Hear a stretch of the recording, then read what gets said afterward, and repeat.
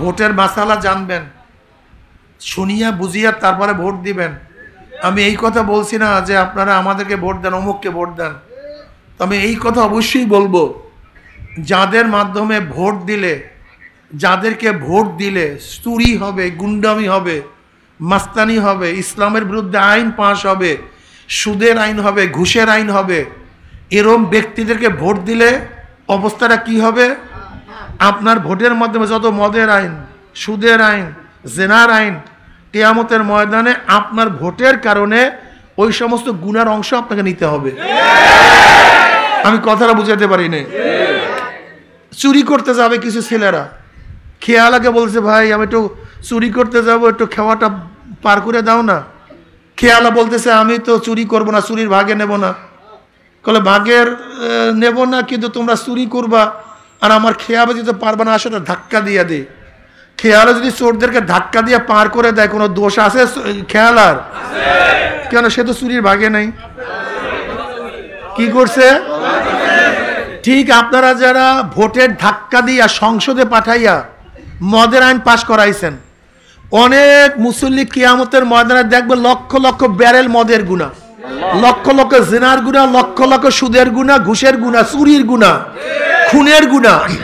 বলবে আল্লাহ আমি কোনোদিন মদ পান করি না, আমি তো কোনো মেয়ের দিকেই তাকাই না, এত গুনাহ কোথার থেকে?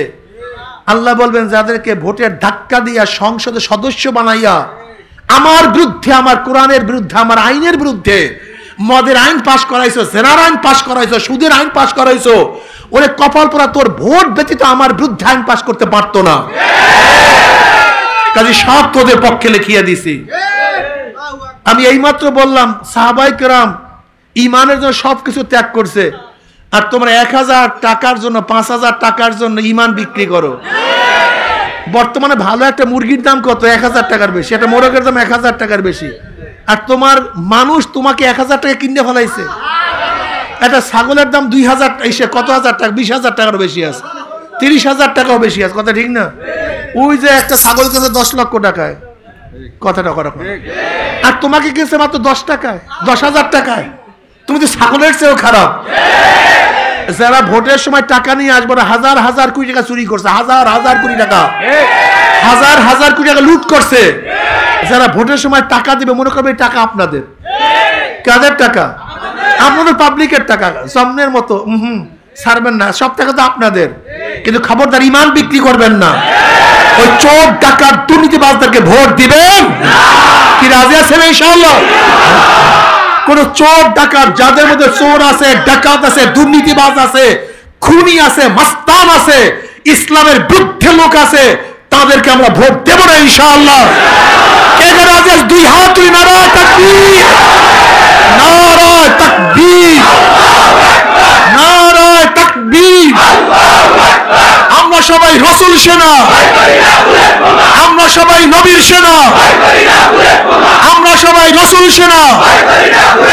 তোমার নেতা আমার নেতা, ইসলামের আলো, কোরআন সুন্নাহর আলো, নারায়ে তাকবীর। মনে থাকা যেন আল্লাহুম্মা আমিন। আল্লাহ আমাদের তওবাকে কবুল করে নেন, তারপর ইস্তেকামত থাকার তৌফিক। আল্লাহ পাকের বান্দা জনাব মুহাম্মদুর রাসূলুল্লাহ সাল্লাল্লাহু আলাইহি ওয়াসাল্লামের উম্মতগণ, আল্লাহ পাক রব্বুল আলামিন আপনাকে আমাকে এই ফিতনা ফাসাদের জমানায়, যখন তামাম দুনিয়ার থেকে ইসলাম মুসলমানদেরকে মিটিয়ে দেওয়ার ষড়যন্ত্র চলতেছে, তামাম দুনিয়ার মধ্যে ইসলাম মুসলমান থাকবে কি থাকবে না এই প্রশ্নের সৃষ্টি হয়েছে। যে জমানায় মানুষ নেকের কাজ ছাড়তেছে, গুনার কাজ ধরতেছে, শুধু গুনার কাজ ধরেই না, বরং গুনার কাজে প্রতিযোগিতা শুরু করছে, কে কার আগে জাহান্নামে যাবে। সবাই বলে নাউযু বিল্লাহ। যে জমানায় মানুষ নেকের কাজে আশ্চর্য হয়, গুনার কাজে স্বাভাবিক থাকে, যে জমানায় মুসলমান ইসলামকে পছন্দ করে না, বরং নামধারী মুসলমান ইসলামের সবচেয়ে বড় দুশ্মন হয়ে গেছে। যে জমানায় শিরক বিদআতকে ইবাদত মনে করে, শিরক বিদআতকে ইবাদত মনে করে, কবর পূজা, ব্যক্তি পূজা, এগুলি শিরক বেদাত, কিন্তু দাবি করে আমি মারেফাতের লোক, আমি এলমে বাতেন, এলমে তাসাউফের লোক, করে শিরক বেদাত, দাবি করে আবেদ। আবার একদল লোক যা শিরক বেদাত না, তাকে শিরক বেদাত মনে করে। যেমন কিছু সংখ্যক লোক মাযহাব মানা বলে, অথচ এগুলি খুবই জরুরি। গভীর এলেম যাদের নাই, গভীর এলেম যাদের নাই, তারা মাযহাব মানা ব্যতীত, ইমাম মানা ব্যতীত জান্নাতে যাওয়ার কোনো সুরাতই নেই। আমি কথাটা বোঝাতে পারি নাই। আমি কি শর্ত করছি? গভীর এলেম। কি এলেম? গভীর এলেম বলতে মুস্তাহিদ, মুস্তানবিদ পর্যায়ে। ইমাম আজম আবু হানিফা রহমাতুল্লাহ আলাইহির পর্যায়ের লোক, ইমাম মালিক রহমাতুল্লাহ আলাইহির পর্যায়ের লোক, ইমাম শাফি, ইমাম আহমদ হাম্বল রহমাতুল্লাহ আলাইহির পর্যায়ের লোক, ইমাম বুখারী, ইমাম মুসলিম রহমাতুল্লাহ আলাইহি, ইমাম তিরমিজি রহমাতুল্লাহ আলাইহি। অর্থাৎ মুস্তাহিদ, মুস্তানবিদ পর্যায়ের গভীর এলেম যাদের নাই, এমন ব্যক্তিরা কোনো ব্যক্তির অনুসরণ, অনুকরণ ব্যতীত জান্নাতে যাওয়ার কোনো রাস্তা নাই। এর কারণটা কি ভাই? দেখেন, আজকে এই মাজলিস কেন করছি? এই মাজলিসটার উদ্দেশ্য একটা মাদ্রাসা। এটা একটা মাদ্রাসা। মাদ্রাসা মানে যায় দর্স, যেখানে দর্স দেয়া হয়। কি দেয়া হয়? হ্যাঁ, মেয়া বসবেন। শেষ হিসাব করতে আসছেন না ফাইজলামি করতে আসছেন? হ্যাঁ,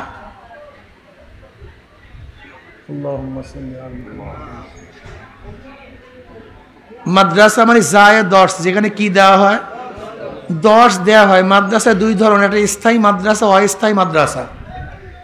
স্থায়ী মাদ্রাসায় 24 ঘন্টা ছাত্ররা থাকে, ওস্তাদরা থাকে, 24 ঘন্টা দর্স দেয়, একটা কানুনের মধ্যে থাকে। কথা ঠিক না? এই সময় ঘুমাবা, এই সময় খাবা, এই সময় পড়বা, এই সময় নামাজ পড়বা, 24 ঘন্টা নিজামুল আওকাত। কি কথা ঠিক না? এইটা হলো অস্থায়ী মাদ্রাসা।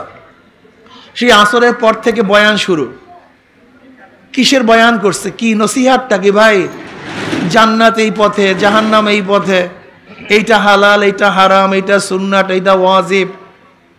আল্লাহর পথে চলতে হবে, কেন চলতে হবে, লাভ কি, আল্লাহর পথে না চললে লসটা কি। ঠিক না ভাই? এখানে কিভাবে ব্যবসা করবেন, বাণিজ্য করবেন, ধনী হবেন, বিল্ডিং বানাবেন, এই প্রশিক্ষণ এখানে দেওয়া হয় নাই। এখানে কিভাবে মেম্বার হবেন, চেয়ারম্যান হবে, এই সমস্ত কথা বলা হয় নাই। এই আসরের পর থেকে এই পর্যন্ত আপনাদেরকে কি নসিহত শোনানো হয়েছে? ভাই, নেকের কাজ করো, গুনার কাজ ছাড়ো, আল্লাহকে রাজি করে মাওলার জান্নাতে যাও। কথা ঠিক না? এটা ব্রাহ্মণ মাদ্রাসা। কোরআন ও হাদিসের এখানে বয়ান করা হবে, উৎসাহিত করবে দ্বীনের। ব্যাস, আমি আজকে শেষ উস্তাদ। ভাই, ওখানে ঘর ঘর ঘর ঘর করে কে? বারবার দরজা উঠায় নামায় কে? বাস ভাই, একটু পরে বন্ধ করেন, এখন খোলা থাক, শোনেন বয়ান, ঘর ঘর করেন না। আমি শেষ বয়ান, আজকে শেষ উস্তাদ আমি উপসংহার বয়ান করব। আজকে দিনের রেজাল্টটা কি? চরমনাইওয়ালারা কি চায় দেখেন। চরমনাইওয়ালারা নিজেদের দল ভারী করতে চায় না। বিশ্বাস করেন না? হ্যাঁ, আসতে কতগুলো বেয়াকুফ সামনে বসে নিজের অ্যাটিটিউড নষ্ট করে দেয়। চরমনাইওয়ালারা নিজেদের দল ভারী করতে চায় না। আজ পর্যন্ত আমার দাদার থেকে আজ পর্যন্ত আমরা যারা আছি তাদের অনুসারী, আজ পর্যন্ত কোনো বক্তার মুখে এই কথা শুনছেন কিনা আমি জানি না। আমার দাদাও বলে না, আমার বাবাও বলে না, আমরাও বলি না যে চরমনাই স্যার উপায় নেই। এরকম বয়ান শুনছেন কোনো দিন? তোমাকে জান্নাতে যাইতে গেলে চরমনাই মুড়ি ধইতেই হবে, এরকম বয়ান শুনছেন? এরকম বয়ান আমরা করি না। বরং আমরা কি বয়ান করি? চরমনাই কবরে গিয়া চরমনাই পরিচয়তে কোনো লাভ নেই, আমি চরমনাইয়ের মুরিদ, এই পরিচয় দিলে মাপ পেয়ে যাবা, এরকম কোন সূরাত কবরের মধ্যে নাই। আমরা কি বলি? আমরা বলি গুনার কাম সারো, নেকের আমল ধরো, চোখে পানি নিয়ে মাওলার কবরে যাইও। যেরকম দুনিয়ার ঘরে আগুন লাগলে পানি ছাড়া নিবানো যায় না, ঠিক তদ্রূপ তোমার এবং আমার গুনার দ্বারা যে জাহান্নামের আগুন জ্বলিয়া রইছে, চোখের পানিও ছাড়া কিন্তু জাহান্নামের আগুন নিবানো সম্ভব নেই। আমাদের কথা ভাই, ইবাদত করো। আমরা কি বলি? আমরা বলি জনাবে মুহাম্মদ রাসূলুল্লাহ সাল্লাল্লাহু আলাইহি ওয়াসাল্লাম তার কলিজার টুকরা ফাতেমাকে বলে, এ ফাতেমা, জাহান্নামের আগুন থেকে নিজেকে নিজে বাঁচাও। এ ফাতেমা, জাহান্নামের আগুন থেকে নিজেকে নিজে, কবরে গিয়ে আমার পরিচয়তে লাভ নাই। বুখারীর মধ্যে রওয়ায়াত আছে, নবী আলাইহিস সালাতু ওয়াস সালাম বলে, এ কুরাইশরা, এ বনি আব্দে মানাফ, নিজেকে নিজে জাহান্নাম থেকে, আগুন থেকে বাঁচাও। হে আব্দুল মুত্তালিবের গোষ্ঠী, নিজেকে নিজে জাহান্নামের আগুন থেকে বাঁচাও। কবরে গিয়ে আমার পরিচয় দেবা আমি কুরাইশি, আমার বংশী নবী আসছে, কোনো লাভ নেই। এটা মাদ্রাসা উৎসাহিত করি দিনের জন্য। কিসের জন্য? হ্যাঁ, দিনের কথা বলতে গেলে কেউ বন্ধু হবে, কেউ শত্রু হবে, এতে আশ্চর্য হওয়ার কিছু নাই। এতে আশ্চর্য হওয়ার, আচ্ছা বলেন তো, নবী আলাইহিস সালাতু ওয়াস সালামের চেয়ে ভালো তার জমানায় কেউ ছিল? তার আগে কিয়ামত পর্যন্ত? তার চেয়ে ভালো তার জমানায় ছিল না, তার আগেও ছিল না, কিয়ামত পর্যন্ত কেউ? আচ্ছা বলেন তো, নবীকে সবাই কি মহব্বত করতো? হ্যাঁ, না, এটা ভুল, এটা ভুল মেসেজ। আমার নবীর চেয়ে ভালো তার জমানায় কেউ ছিল না, তার আগেও ছিল না, কিয়ামত পর্যন্ত তার চেয়ে ভালো কেউ আসতে পারে না। এই নবী আলাইহিস সালাতু ওয়াস সালামকে সবাই মহব্বত করতো না। মহব্বত তো দূরের কথা, আমার নবী আলাইহিস সালাতু ওয়াস সালামের এত শত্রু ছিল, এত দুশমন ছিল, যা চিন্তাও করা যায় না। কেমন দুশমন? নবী আলাইহিস সালাতু ওয়াস সালাম পড়বেন না সাল্লাল্লাহু আলাইহি ওয়াসাল্লাম, নামাজরত অবস্থা আবু জাহিল বলতেছে, বুখারীর মধ্যে রওয়ায়াত আছে, আব্দুল মাসউদ রাদিয়াল্লাহু রওয়ায়াত করেন, আবু জাহিল বলতেছে, কি আছো তোমাদের মধ্যে? মুহাম্মদ বলেন সাল্লাল্লাহু আলাইহি ওয়াসাল্লাম, যখন সিজদায় পড়বে উটের নাড়ি বুড়ি তার মাথার উপরে চাপাইয়া কে দিতে পারবা? আচ্ছা বেচারা কি দোষ করছে আমাকে বলেন তো? দোষটা কি করছে? কাউর হালাল করে মারছে, কাউর ঘরে তালা লাগাইছে, কাউর জমি আত্মসাৎ করছে, অবৈধ কাউকে থাপড় দিছে, কাউকে গালি দিছে, দুশ্মনীটা কি বলেন তো? সে নামাজ পড়বে হেরেমের মধ্যে, সে ইবাদত করবে না, তাও করতে দেবে না। কে আছো? উটের পচা নারী বুড়ি তার মাথার উপরে কে চাপাই দিতে পারবা? এক কমবাক বলছে আমি পারবো। নবী আলাইহিস সালাতু ওয়াস সালাম যখন সিজদার মধ্যে পড়ছেন, উটের পচা নারী ভুড়ি তার মাথার উপরে চাপাইয়া দিছে, সে মোবারক তুলতে পারতেছিলেন না। ফাতেমা রাদিয়াল্লাহু তাআলা, ছোট বাচ্চা, কে যেন তাকে খবর দিচ্ছে তোমার আব্বুর অবস্থা এই। ছোট বাচ্চা যখন বাবার এই অবস্থা দেখে, বলেন তো কলিজার মধ্যে কেমন লাগে, কত ব্যথা লাগে। ফাতেমা রাদিয়াল্লাহু তাআলা কোন রকমের কষ্ট করে আস্তে আস্তে উটের নাড়ি বুড়ি সরাইছেন, মাথা তুলছেন। নবী আলাইহিস সালাতু ওয়াস সালাম এই জালেমদের বিরুদ্ধে আল্লাহর কাছে বলেন, আল্লাহ, ও মাওলা, অমুককে তুমি, অমুককে তুমি, অমুককে তুমি। যাদের বিরুদ্ধে নবী আলাইহিস সালাতু ওয়াস সালাম বরদোয়া করছেন, রাবি বলেন, আমি বদরের ময়দানে প্রত্যেককে দেখছি এক এক জায়গায় পড়ে আস, অর্থাৎ দুনিয়া থেকে বিদায় হয়ে গেছে, প্রত্যেকটা দুনিয়া থেকে বিদায় হয়ে গেছে। তীর মিস হয়, গুলি মিস হয়, নবীর দোয়া, নবীর বরদোয়া কিন্তু মিস হয় না। কথাটা বুঝাতে পারি না? নবীর দোয়া, নবীর বরদোয়া মিস হয় না। এই নবী আলাইহিস সালাতু ওয়াস সালাম এমন কি অন্যায়টা করছে, 3 বছর, কয় বছর শিয়া বা আবু তালেবের মধ্যে অবরুদ্ধ অবস্থায় ছিলেন। 1-2 বছর না, কয় বছর? 3টা বছর আটকে রাখছে 2 পাহাড়ের মাঝখানে। কেউ কথা বলে না, 1 গ্লাস পানি কেউ দেয় না, কেউ খাদ্য দেয় না, কেউ কথা বলে না, এমনকি কেউ খাদ্য দিতে গেলে তাকেও বয়কট করা হয়। তাদের সাথে সাহাবারা ছিলেন, মহিলারাও ছিলেন, মহিলাদের সাথে বাচ্চারাও ছিল। খানা নাই, পানি নাই, না খেতে খেতে মাদের স্তন্য শুকায়। মুসলমান ভালো মতো শুনো ইসলাম কি জিনিস, ইসলাম কাকে বলা হয়। মাদের স্তন্য শুকায় গেছে, বাচ্চারা বুকের মধ্যে টান দেয়, খাদ্য নাই, ঠাট্টা মারিয়া চিল্লান দেয়, বাচ্চাগুলি শুকায় গেছে, হাড্ডি সার হয়ে গেছে, ইমান সারে নাই। ইমান ছাড়ে নাই, ওই মহিলাগুলি সেখান থেকে ভাগে নাই, ইমান ছাড়ে নাই। আর তোমার আমার অবস্থাটা কি বলো তো? সামান্য পরীক্ষায় পড়লেই ইমানটাকে আগে বলি দিই, সামান্য পরীক্ষায় পড়লে ইসলামটাকে বলি দিই। আমি বিশ্বাস করি সাহাবায়ে কেরাম রিদওয়ানুল্লাহি তাআলা আলাইহিম আজমাইন যেই পরিমাণের গরিব ছিলেন, ক্ষুধার্ত ছিলেন, গোটা বাংলাদেশের মধ্যে তাদের মতো একজন গরিবও পাওয়া যাবে না। আম্মা জান আয়েশা সিদ্দিকা রাদিয়াল্লাহু তাআলা আনহা ফরমান, নবীর ঘরে কখনো কখনো 1 মাস পর্যন্ত আগুন জ্বলতো না। 1 মাস পর্যন্ত আগুন জ্বলতো না। আলিউল মুর্তজা, দরিরা গরিবেরা ভালো মতো বুঝো, একটু পরীক্ষায় পড়লে ইমানটাকে শেষ করো। আলী রাদিয়াল্লাহু ফরমান, হে গোটা দুনিয়ার মানুষ, নবী আলাইহিস সালাতু ওয়াস সালামের কলিজার টুকরা ফাতেমার ঘটনা শুনো। ফাতেমা, নবী আলাইহিস সালাতু ওয়াস সালামের কলিজার টুকরা ফাতেমার ঘটনা শুনো। ফাতেমা পানির মস্কো টানতে কাঁধের মধ্যে রশির দাগ পড়িয়া গেছে। ফাতেমার ঘটনা শোনো, আটার চাক্কি ঘুরাতে হাতের মধ্যে ঠোস পড়িয়া গেছে। ফাতেমা এবং আমার বিছানার চাদর ছিল একটা, কয়টা? ওই একটা বিছানায় দুইজনে ঘুমাইতাম। ভাই মাইক এরকম করে কেন? ঘটনা কি? ঝিরঝির করে কেন? বেটা মায়ের ঘর ঝিরঝির করে কেন? এই ক্যাবেলের ডিস্টার্ব। ফাতেমার আর আমার একটা বিছানা ছিল, বাস এইভাবে রাখো, একটা বিছানা। কয়টা? ওই একটা বিছানায় দুইজনে ঘুমাতাম। একটা ছাগলের চামড়ার বিছানা। কিসের?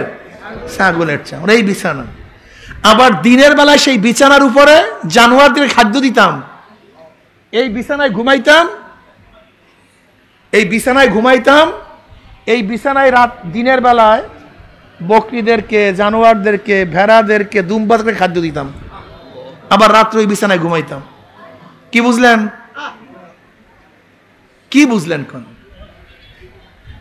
আমাকে বলেন তো, এই ফাতেমা রাদিয়াল্লাহু তাআলা আনহা যে গরিব ছিলেন, কেমন গরিব?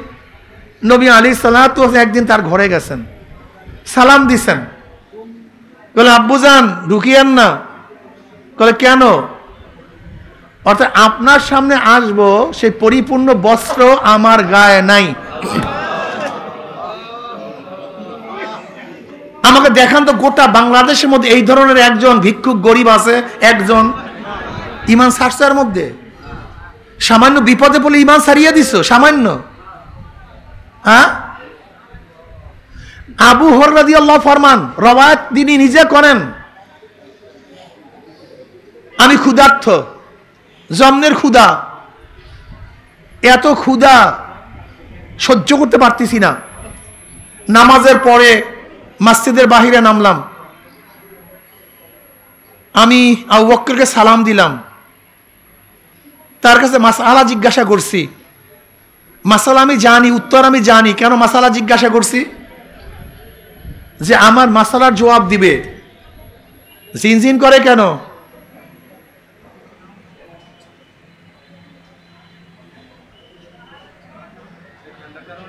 না, ক্যাবেলের মধ্যে ডিস্টার্ব।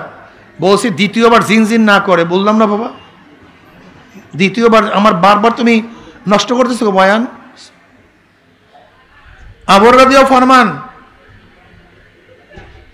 তিনি আমার মাসালার জবাব দিছেন। উদ্দেশ্য ছিল আমার সাথে কথোপকথন হবে, আমার অবস্থান দেখবে, আমাকে তার বাড়িতে দাওয়াত দিবে, পেট ভইরা খাবো এর জন্য। কিন্তু তিনি আমার সালামের জবাব নিছেন, মাসালার উত্তর দিয়েছেন, কিন্তু আমাকে দাওয়াত দেন নাই। আমি বুঝতে পারছি আমাকে খাওয়াবার মতো তার ঘরেও কিছু নেই। ওমর ইবনে খাত্তাব রাদিয়াল্লাহু তাআলা বের হইছেন, একই উদ্দেশ্যে সালাম দিলাম, মাসালা জিজ্ঞাসা করলাম, সে আমার প্রশ্নের জবাব দিছে, লেকিন আমাকে দাওয়াত দেয়নি। আমি বুঝছি তার ঘরেও আমাকে খাওয়াবার মতো কিছু। এবার সরদার দু আলম জনাব মুহাম্মদ রাসূলুল্লাহ সাল্লাল্লাহু আলাইহি ওয়াসাল্লাম বের হইছে, আমি তাকে সালাম দিছি। আমার চেহারার দিকে তাকাইয়াই তিনি বলছে, ঘরের মধ্যে কিছু আছে?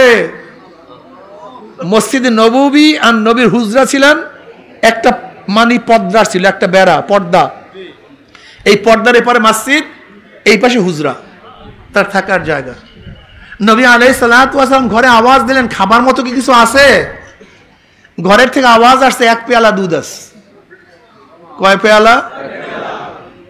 নবী আলাইহিস সালাতু ওয়াস সালাম আবু হুরায়রাকে বলেন, আবু হুরায়রা যাও, আহলুস সুফফার সবাইকে দাওয়াত। আহলুস সুফফার, আপনারা জানেন আহলুস সুফফার অনেক সাহাবী তারা সেখানেই থাকতেন, নবী আলাইহিস সালাতু ওয়াস খেদমত করতেন। বিভিন্ন জায়গার থেকে যারা মুসলিম হয়ে আসতো তারা সেখানেই থাকতেন, 24 ঘন্টা অবস্থান করতেন। নবী আলাইহিস সালাতু ওয়াস সালামের দর্শে বসতেন, নবী শিক্ষা দিতেন, পড়াইতেন, তারা পড়তেন, আমল করতেন। তাদের কাজই হলো ইলম, আমল, নবীর খেদমত। কাঠ কুড়ায় আনতেন, নবীর বাসার খেদমত করতেন। অন্য রাওয়ায়াতের মধ্যে আহলে সুফফার অবস্থায় একজনের পরিপূর্ণ শরীরে কাপড় ছিল না, পরিপূর্ণ কাপড় একজনারও ছিল না, হয়তো নিচ ঢাকলে উপর খালি, উপর ঢাকলে নিচ খালি। আহলে সুফফার সংখ্যা তখন ছিল প্রায় 70। কতজন? প্রায় 70 জন। আবু হুরায়রা রাদিয়াল্লাহু ফরমান, নবী আলাইহিস সালাতু ওয়াস সালাম সবাইকে দাওয়াত দিছে, দুধ মাত্র এক পেয়ালা, আর আমাকে সবাইকে দাওয়াত দেওয়ার জন্য বলছে। যখন সবাই আসবে আমাকেই বলবে বন্টন করো। তা প্রথম চুরেই তো খাদ্য শেষ, দুধ শেষ, তা আমার অবস্থাটা কি? আমি তো যেই ক্ষুধার্ত সেই ক্ষুধার্ত। কিন্তু নবী আলাইহিস সালাতু ওয়াস সালাম যেহেতু হুকুম করছেন, না মানিয়ে উপায় নেই। আমি সবাইকে গিয়ে বললাম, এই আহলুস সুফফার সবাই, আজকে নবীর ঘরে দাওয়াত। সবাই তো ক্ষুধার্ত, এত খুশি, এত আনন্দ, আজকে নবীর ঘরে দাওয়াত। সবাই আসছে, সবাই সিরিয়াল দিয়া বসছে। ওই আমার ধারণা অনুযায়ী নবী আলাইহিস সালাতু আমাকেই বললেন, আবু হুরায়রা ভাগ করো, বন্টন শুরু করো। আমি এক সাহাবার কাছে বাটি নিয়ে গেছি, দুধের পেয়ালা নিয়ে গেছি। এমনি ক্ষুধার্ত মানুষ, তাজা দুধ, এমন টান মারছে দুধের মধ্যে, টানে পেট ফুলাইয়া ফেলাইছে। কিন্তু আল্লাহর কসম, বাটির থেকে এক ফোঁটা দুধ কমে নেই, যেই দুধ সেই দুধ। আমি দ্বিতীয় ব্যক্তির কাছে নিয়ে গেছি, সেও সেই পেয়ালা থেকে পান করছে, কিন্তু এক পেয়ালার এক ফোঁটা দুধ কমে নেই। আমি তৃতীয় ব্যক্তির কাছে নিয়ে গেছি, সেও দুধ পান করছে পেয়ালার থেকে, পেট পুড়ে দুধ পান করছে, এক ফোঁটা দুধও কমে নেই। এরকম করতে করতে আমি গোটা আহলুস সুফফার সবাইকে দুধ পান করাইলাম। আল্লাহর কসম, পেয়ালার থেকে এক ফোঁটা দুধ কমে নেই। আস্তে কয় সুবহানাল্লাহ, সবাই বলে সুবহানাল্লাহ। আবু হুরায়রা ফরমান, এরপর আমি নবী আলাইহিস সালাতু ওয়াস সালামের কাছে, পড়বেন না সাল্লাল্লাহু আলাইহি, আমি পেয়ালা ফেরত দিলাম। নবী আলাইহিস সালাতু বলেন, আবু হুরায়রা পান করো, দুধ পান করো। বুঝেন তো ক্ষুধার্ত মানুষ, আমি পেয়ালার থেকে এক চুমুকি পেট পুড়াইয়া ফেলাইছি। আমি পেয়ালা ফেরত দিলাম। নবী আলাইহিস সালাতু ওয়াস সালাম দ্বিতীয়বার বলেন, আবু হুরায়রা পান করো। বললাম, ইয়া নবীল্লাহ, পেট তো পুরা। বলেন, না, আবারও পান করো। আবারও পান করলাম, পেয়ালা ফেরত দিলাম। আবারও নবী আলাইহিস সালাতু ওয়াস সালাম বলেন, আবু হুরায়রা পান করো। বললাম, ইয়া নবীল্লাহ, পেটে আর জায়গা না। বলেন, আবারও পান করো। বুখারীর মধ্যে রওয়ায়াত আছে, আবু হুরায়রা রাদিয়াল্লাহু ফরমান, আমার পেট উঁচা হয়ে গেছে, আমার পেট। তৃতীয়বার পান করলাম, পেয়ালা ফেরত দিলাম। আল্লাহর কসম, সেই পেয়ালার থেকে এক ফোঁটা দুধ কমে নাই। এরপর নবী আলাইহিস সালাতু ওয়াস সালাম দুধ পান করলেন। বলেন তো, আজকে যদি এই 1000 ভাগের 1 ভাগ পরীক্ষা আমাদের উপর আসতো, কি অবস্থা? এ মুসলমান, সবাই জান্নাতে যাবা, সবাই, সব জান্নাতের পাগল হয়ে গেছো। মুসলমানের মধ্যে ইসলামের কোনো ছাপ নাই, মাথার মধ্যে ইসলামের ছাপ, চেহারার মধ্যে পোশাকের মধ্যে, ব্যবসার মধ্যে, বাণিজ্যের মধ্যে, চলার মধ্যে, দলের মধ্যে, নেতার মধ্যে, কামাইয়ের মধ্যে, খরচের মধ্যে, ছেলের মধ্যে, মেয়ের মধ্যে, বন্ধুর মধ্যে, নেতার মধ্যে কোনো জায়গায় ইসলামের কোনো ছাপ নাই, কোনো প্রমাণই নেই, কিচ্ছু নাই। আর সব জান্নাতে চলে যাবে। কোন পাগলের দেশে আছি আল্লাহই ভালো জানে, কোন পাগলের দেশে আছি আল্লাহ পাকি ভালো জানে, জানি না আমি। সাহাবারা দুনিয়া বিক্রি করিয়া ঈমানকে ঠিক রাখছেন, আর আমরা ঈমান বিক্রি করিয়া দুনিয়াকে ঠিক রাখি। কথাটা বুঝাতে পারি না। সাহাবারা কি করছেন বলেন তো? ঈমানকে। আর আমরা কি করি? পার্থক্য করে বুঝাতে পারছি তো? সাহাবায়ে কেরাম রিদওয়ানুল্লাহ আজমাইন ঈমানের জন্য, ইসলামের জন্য বাড়ি সারিয়ে দিছি কি দেয় নাই? বাড়ি সারিয়ে দিছে, স্ত্রী সারিয়ে দিছে, স্বামী সারিয়ে দিছে। কত সাহাবিয়ারা ঈমানের জন্য তার স্বামীকে ত্যাগ করছে। তুমি কে দেন উম্মে হাবিবা রাদিয়াল্লাহু তাআলা আনহা, উবাইদুল ইবনে জাহাশ তার স্বামী ছিল, সে ইসলাম ধর্ম গ্রহণ করেছিল, পরবর্তী মুরতাদ হয়ে গেছে। মুরতাদ হওয়ার পরে উম্মে হাবিবা রাদিয়াল্লাহু আনহা ঈমান ছাড়েন নাই, ইসলাম ত্যাগ করেন না। স্বামী যায় যাক, ঈমান ছাড়া যাবে না। আবার কত সাহাবীরা ঈমানের জন্য স্ত্রী ছাড়িয়া দিছে, ঈমান ত্যাগ করে নাই। সাহাবাদের অবস্থা এমন। আব্দুল্লাহ রাদিয়াল্লাহু তাআলা আনহু, তার বাবা ছোটবেলায় দুনিয়ার থেকে বিদায় হয়ে গেছে, চাচার ঘরে লালিত পালিত হইছে। আব্দুল্লাহ রাদিয়াল্লাহু তাআলা ঈমান আনছে, নবী আলাইহিস সালাতু ওয়াস সালাম নবী মানছে।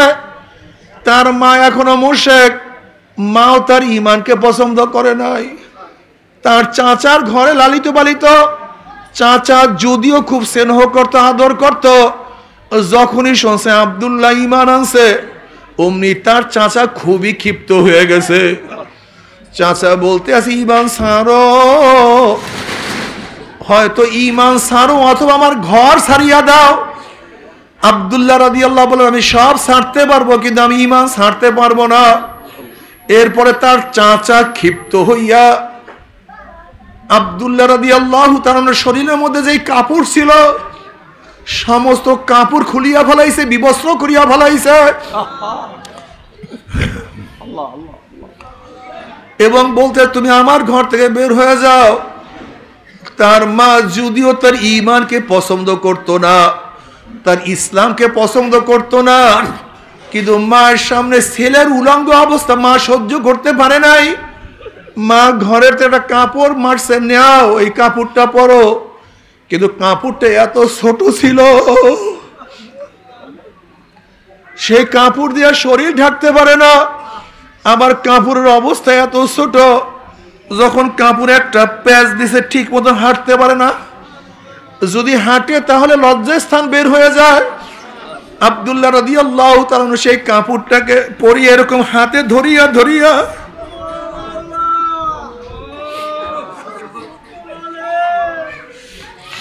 হাতে এরকম ধরিয়া ধরিয়া সোজা নবীর দরবারে হাজির।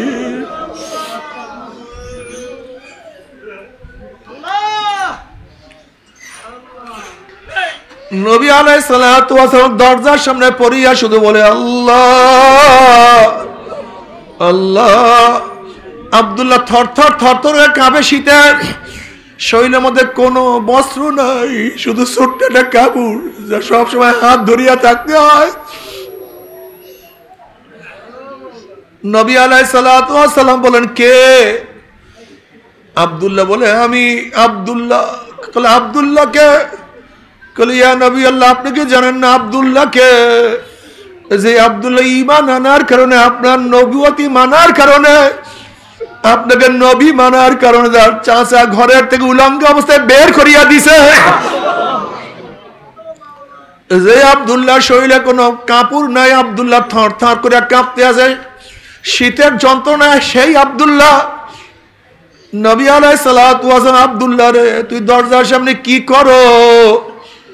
ইয়া নবী আল্লাহ, ইয়া রাসূলুল্লাহ, আমার যতই কষ্ট হয় না কেন, আমার শরীরের মধ্যে যতই শীত লাগুক না কেন, আমার যতই কষ্ট হোক না কেন, আব্দুল্লাহ আপনার দরজা আপনার দিকে তাকাই আছে, কখন আপনি বের হবেন, আপনার চেহারা দিকে আব্দুল্লাহ তাকাইবে, তার কলিজাটা ঠান্ডা হয়ে যাবে।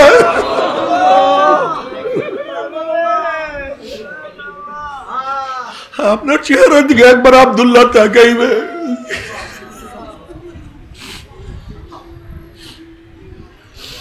আপনাকে আব্দুল্লাহ দেখবে, কখন বের হবে সেই অপেক্ষা আব্দুল্লাহ সবসময় আপনার দরজার সামনে থাকে।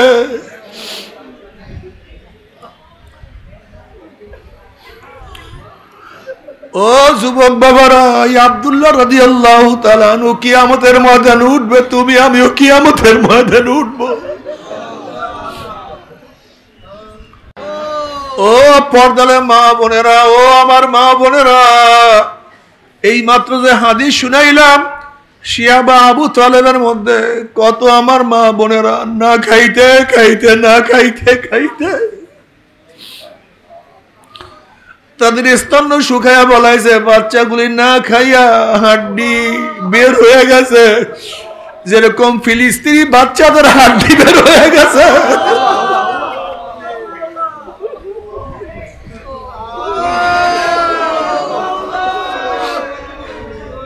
ও আমার মা বোনেরা, এত এত সাধনা করার পর মুসলিম মেয়েরা ঈমান ছাড়ে না।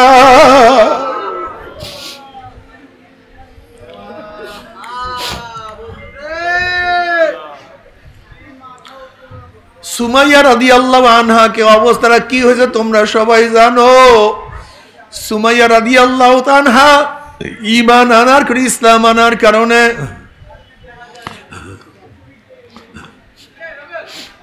আবু জাহিল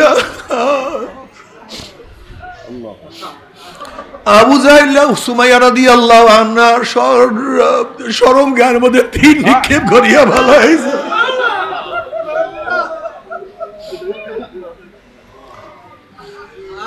ইসলামের জগতে প্রথম শহীদ হয়েছে সুমাইয়া রাদিয়াল্লাহু আনহা।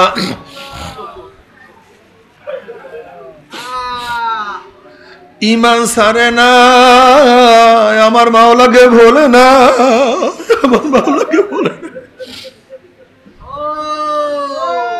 ওরে তুমি কি দেখো না, খুবাইব রাদিয়াল্লাহু তাআলা যখন শুলে চড়ানো হয়েছে, তখন তিনি বলছে, ফালাস্তু বালিহিনা উক্তালু মুসলিমান আলা আইয়ি যানবিন কানা ফিল্লাহি মাসরাই ওয়া যালিকা ফি যাতিল ইলাহি ওয়া ইয়াশা ইউবারিক ফি আওসালি শিলবিন মুযাই।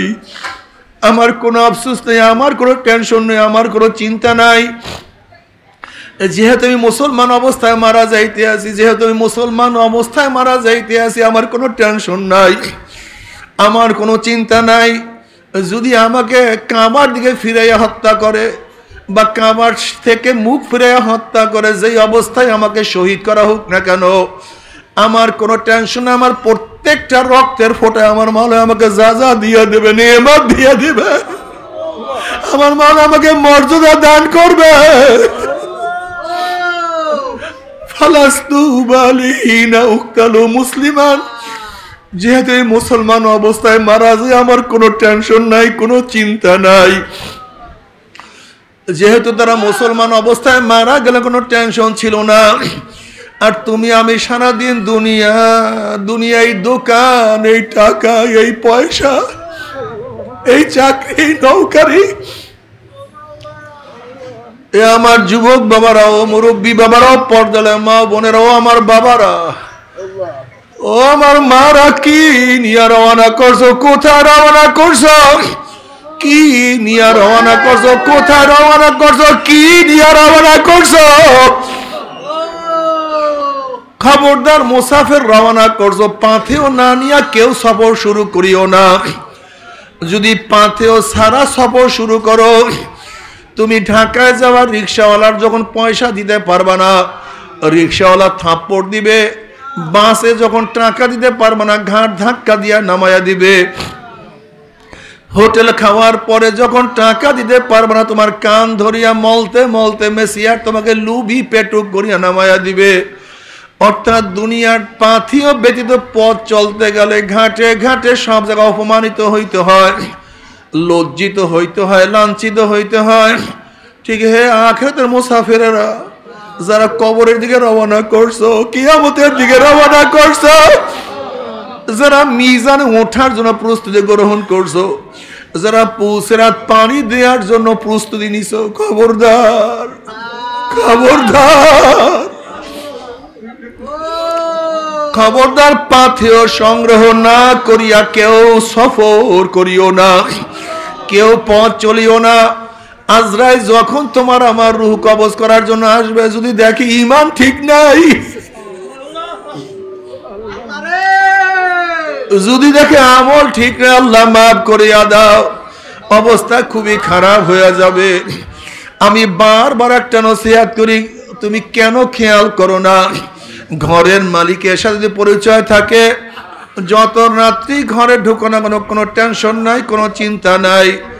শ্বশুর বাড়িতে রাত্র 3টায় গিয়ে যদি নক করো, যখনই বলবে কে, তুমি বলবো আব্বু আমি আপনার জামাই, অমনি শ্বশুর বলবে জলদি ওঠ, আমার জামাই এত রাত্রে কেন আসছে, কোন বিপদে পড়ছে, বিছানা বিছা, খাদ্যের ব্যবস্থা কর, পানির ব্যবস্থা কর, বাতি জ্বালা।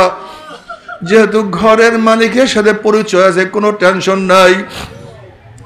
যদি ঘরের মালিকের সাথে পরিচয় না থাকে, আর রাত্রে গিয়া নক করো, যদি পরিচয় দিতে নাই পারো, এ চোর আসছে, ডাকাত আসছে, ওকে বান, ওকে মার, ওকে ধর, অপমান কর, অপদস্থ কর।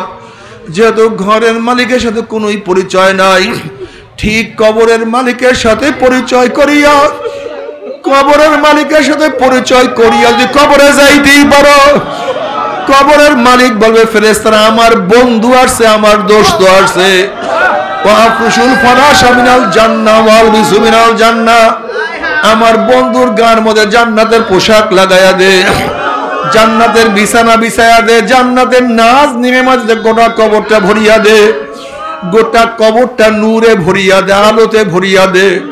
যেহেতু বন্ধুর সাথে পরিচয় আছে, বন্ধুর কবরে গেছে, কোনো খবর নাই, কোনো টেনশন নাই।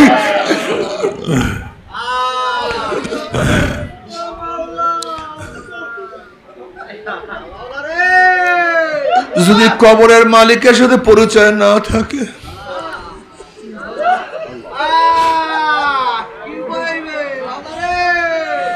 যদি কবরের মালিকের সাথে পরিচয় না করিয়া মাওলার কবরে যাও, কবরের মালিক বল ফেরেশতারে আমার দুশমন, আমার শত্রু, ওর সাথে আমার কোনোই সম্পর্ক নাই। এ ফেরেশতারা কবরের মধ্যে আগুন ধরাইয়া দে, অমনি কবরটা হুফরাতু মিন হুফারাইন নার, একটা জাহান্নামের কুয়া হইয়া যাবে। আল্লাহ ডাক দিয়ে কবরের মাটি, ওর সাথে আমার কোনো সম্পর্ক নাই, চাপ দে। অমনি চাপে একসাথে এক পাঁজরে হাড্ডি আর এক পাঁজরে লাগাইয়া ফেলাইবে। এ সাপ আমার দুশমন আছে, জড়াইয়া ধর। অমনি গোটা কবরটা সাপে ভরিয়া যাবে। আল্লাহ সবাইকে মাফ করিয়া দাও।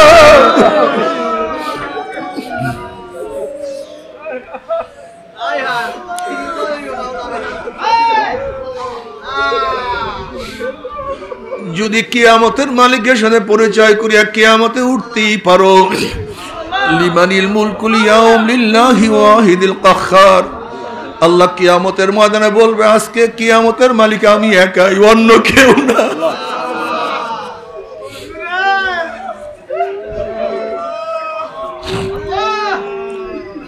ও বাবারা শোনো, রাতে শুইয়া শুইয়া চিন্তা করিও, ও আমার মারা, ও আমার মারা, একটু শোনো, রাতে শুইয়া শুইয়া চিন্তা করিও।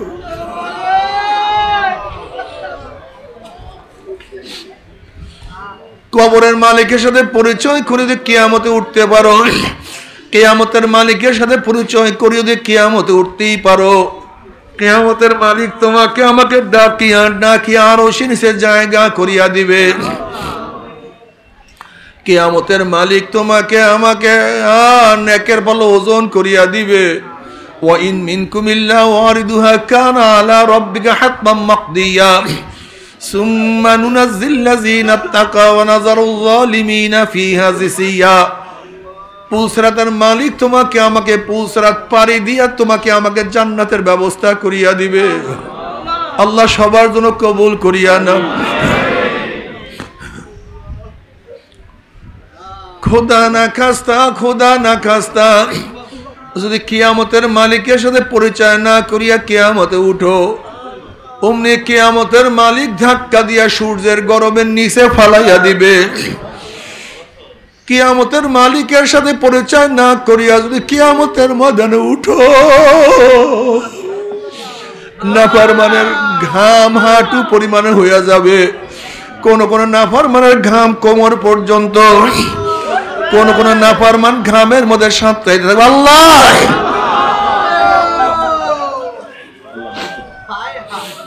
আল্লাহ আমাদের সবাইকে মাফ করিয়া দাও।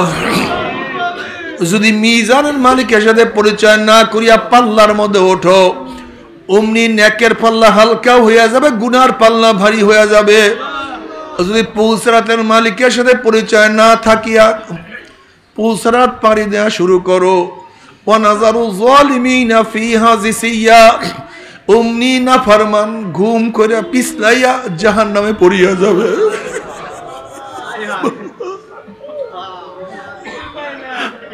যখনই জাহান্নামে পড়িয়া যাবে,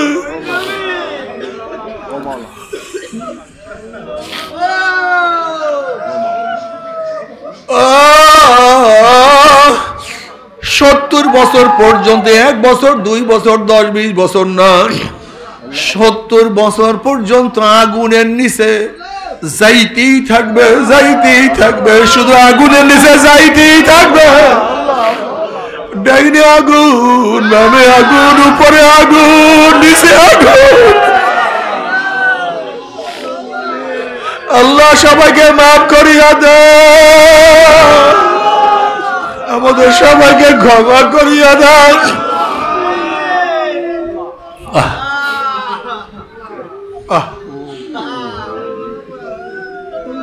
বরে জাহান্নামের ভয় কত পাথর কানতে কানতে নহর জারি হইয়া ফেলাইছে।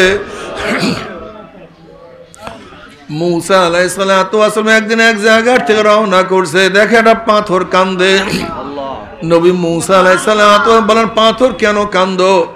বলে, আল্লাহ নবী মুসা, আল্লাহ পাক জাহান্নামকে মানুষ এবং পাথর দিয়া জ্বালাইবে, ওয়াকুদুহান নাস ওয়াল হিজারা। ওই জাহান্নামের ভয়ে কান্দি, একটু দোয়া করেন না আল্লাহর কাছে, মাওলা আমাকে মাফ করিয়া দেয়। মুসা আলাইহিস সালাতু দোয়া করলেন, মাওলা একটা পাথর কান্দে, মাফ করিয়া দাও না। আল্লাহ বললেন, সুসংবাদ জানাইয়া দাও, মাফ করিয়া দিলাম। অনেকদিন পরে মুসা আলাইহিস সালাতু সেখানে আসার পরে দেখে পাথর আবারও কান্দে। নবী মুসা আলাইহিস সালাতু ধমক দিয়া প্রশ্ন, পাথর তুই আমার কথা বিশ্বাস কর নাই, মাওলা তোকে মাফ করিয়া দিছে। এবার পাথর বলছে, আল্লাহ নবী মুসা, নবীরা কোনোদিন মিথ্যা কথা বলতে পারে না, আল্লাহ আমাকে মাফ করছে বিশ্বাস করে, তাহলে আবার কেন কান্দো? এবার পাথর বলে, আল্লাহ নবী মুসা, যদি আমি না কান্দতাম আমার দিকে আপনি লক্ষ্য করতেন না, দোয়াও করতেন না, আর আপনি দোয়া না করলে হয়তো মাওলা আমাকে মাফও করতো না। যেই কান্নার উসলে মাওলা আমাকে মাফ করিয়া দিছে, ওই কান্না আমি আর কোনোদিনও ছাড়বো না। বাবারে, তুমি কি দেখো না আল্লাহর ওলিরা কানতে কানতে মাওলার কবরে চলিয়া গেছে।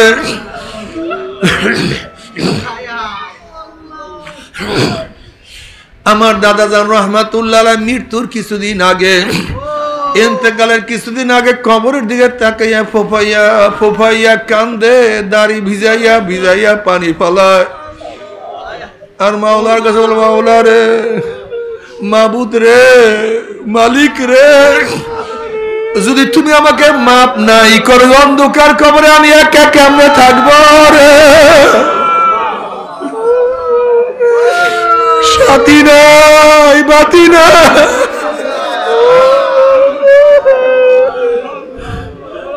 আব্বাজান রহমাতুল্লাহ আলাইহিকে যারা দেখছো, সারা জিন্দেগি কানতে কানতে মাওলার কবরে চলিয়া গেছে। একবার বারডেম হসপিটালে আব্বাকে দেখার জন্য রুমের মধ্যে ঢুকলাম, রুমের মধ্যে কেউ নাই। আমি ঢুকিয়া যখনই কাছে গেছি, আব্বাজান রহমাতুল্লাহ আলাইহি হাত কানা খফ করে ধরছে, ধরিয়া বলে ফয়েজ মাওলা কি আমাকে মাফ করবি নি? মাওলা কি মাফ করবে? বললাম আব্বাজান জীবনে সিনেমা ঠিক মতো পাই নাই, সারা জিন্দগি দিনের পথই কাটাইয়া দিছে, মাওলা আপনাদেরকে মাফ করবে না, কাকে মাফ করবে?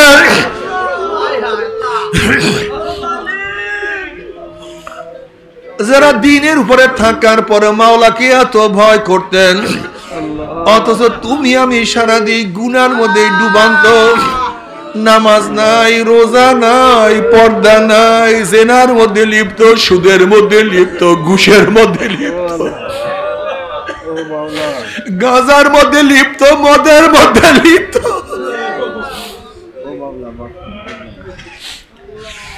সারাদিন হারাম কবিরার মধ্যে লিপ্ত, এর মধ্যে চোখের মধ্যে পানি নাই, মাওলার ভয় নাই। অথচ নবী আলাইহিস সালাতু ওয়াস সালাম বলেন, এ আমার উম্মতরা কান্দো, উম্মত কান্দো, কান্দো, কান্না না আসলে মুখটাকে বেকাতারা করিয়া, মুখটাকে বেকাতারা করে মাওলা রে, আমার মাওলা রে আল্লাহ।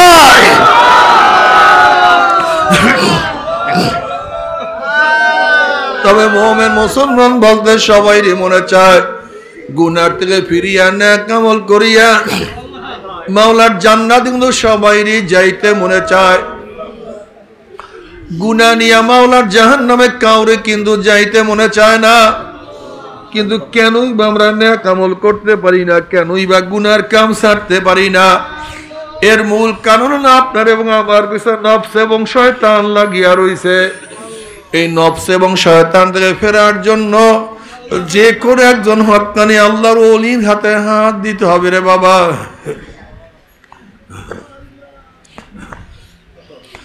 খবরদার, বর্তমান পীর মুরিদের নামে ভেজাল, ব্যবসা, দলাদলি, হিংসা, হাসাদে পরিণত হয়ে গেছে।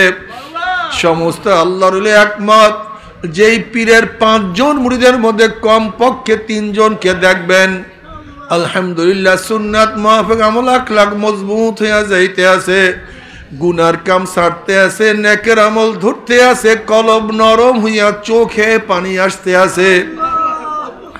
বিরিকতর নাম কি, ফলে পরিচয়। আমি চরমনাই বুঝি না, চরমনের দাওয়াত, প্রশংসা, প্রচার প্রসার করার জন্য আসি রে বাবা। চরমনাই যাওয়ার তোমার কোনো দরকার নাই, কোনো দরকার নাই, কোনো দরকার নাই। তুমি যার কাছে গিয়া পারো গুনার কাম ছাড়ো, নেকের আমল ধরো, কলব নরম করিয়া চোখে পানি নিয়া মাওলার কবরে যাইও। যেরকম দুনিয়ার ঘরে আগুন লাগলে পানি ছাড়া নিবানো যায় না, ঠিক তদ্রুপ তোমার এবং আমার গুনার দ্বারা যে জাহান্নামের আগুন জ্বলিয়া রইছে, চোখের পানি ও ছাড়া কিন্তু জাহান্নামের আগুন নিবানো সম্ভব না। কাজে আমার জন্য দোয়া চাই, আমিও দোয়া করি। সবাই সবার জন্য প্রাণ খুলিয়া দোয়া করো, মনের থেকে দোয়া করো, যেন কিয়ামতের ময়দানে গলাগলি বাঁধিয়া মাওলা একসাথে জান্নাতে যাওয়ার তৌফিক দিয়া দেয়। আল্লাহুম্মা আমিন, আল্লাহুম্মা আমিন। আল্লাহ তুমি মাঠের দিকে তাকায়া দেখো, আল্লাহ তুমি মাঠের দিকে তাকায়া দেখো, তোমার বান্দার এখানে কেন আসছে? ও আমার পর্দার মা বোনেরা, 2 হাত তুলিয়া মাওলার দরবারে কান্দ। আল্লাহ, আমরা কেউ নামাজ কাজার গুনাহ নিয়া, কেউ রোজা ছাড়ার গুনাহ নিয়া, কেউ বেপরদা অপকর্মের গুনাহ নিয়া, কেউ হারাম গভীরা গুনাহ নিয়া তোমার শাহী দরবারে হাত তুললাম রে মাওলা। দয়া করে, মায়া করে তুমি আমাদের জিন্দেগির সমস্ত গুনাহ খাতা মাফ করো। আল্লাহ তুমি মাফ করবাই না, ক্ষমা করবাই না। তোমার বান্দার এখানে কেন আসছে? আল্লাহ, আমরা রিলিফ নেওয়ার জন্য আসি নাই, চাউল নেয়ার জন্য আসি নাই, কেউ নামাজ কাজা করিয়া ফলাইছি, কেউ রোজা ছাড়িয়া দিছি, কেউ বেপরদা অপকর্মের মধ্যে লিপ্ত হয়ে গেছি, কেউ হারাম কবিরা গুনাহ করিয়া ফলাইছি। আল্লাহ আমরা জাহান্নামের কাজ করিয়া ফলাইছি। আল্লাহ জাহান্নামের খাতার থেকে আমাদের নামটা কাটিয়া দাও। আল্লাহ জাহান্নামের খাতার থেকে আমাদের নামটা কাটিয়া দাও। আল্লাহ জান্নাতুল ফেরদাউসের মধ্যে আমাদের নামটা উঠায়া নাও। আল্লাহ আমার যুবক বাবাকে কবুল করিয়া নাও, আমার মুরব্বী বাবাদেরকে কবুল করিয়া নাও, আমার মা বোনদেরকে কবুল করিয়া নাও। আল্লাহ আমরা যারা হাত তুললাম জানি না কার মা নাই, বাবা নাই, স্ত্রী নাই, সন্তান নাই, দাদা নাই, দাদু নাই, নানা নাই, নানু নাই। আল্লাহ যত মুমিন মুমিনাত মুজাহিদরা কবরে শুয়ে রয়েছে সবার কবরে আযাবকে maaf করে দাও। ইয়া আল্লাহ খাস করে আমাদের শায়েখ মুর্শিদের কবরকে জান্নাতের বাগিচা বানায়া দাও। মা দাদা সহ तमाम দুনিয়ার মাশায়েখদের মাকামকে জান্নাতে ওদের বুলন্দ করে দাও। আমাদের আওলাদ তোমার খাস গোলাম বানিয়ে কবুল করে নাও। রব্বানা হাব লানা মিন আজওয়াজিনা ওয়া যুররিয়াতিনা কুররাতা আইন ওয়াজআলনা লিল মুত্তাকিনা ইমামা। রব্বিরহামহুমা কামা রাব্বায়ানি সগীরা। ওয়া সাল্লাল্লাহু তাআলা আলা খায়রি খালকি মুহাম্মাদ ওয়া আলিহি ওয়া আসহাবিহি ওয়া আজওয়াজিহি ওয়া আতমাই আজমাইন।